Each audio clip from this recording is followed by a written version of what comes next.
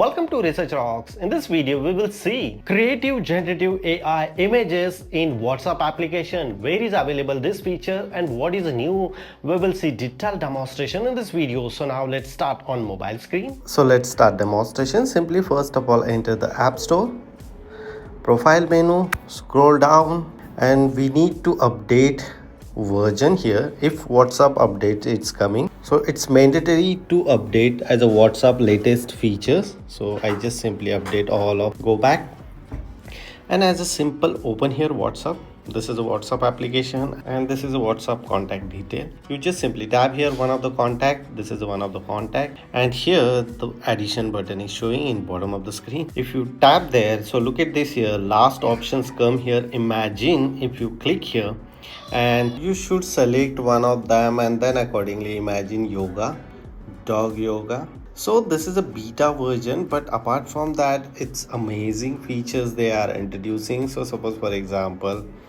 I select this one and then simply select, send it to this picture here.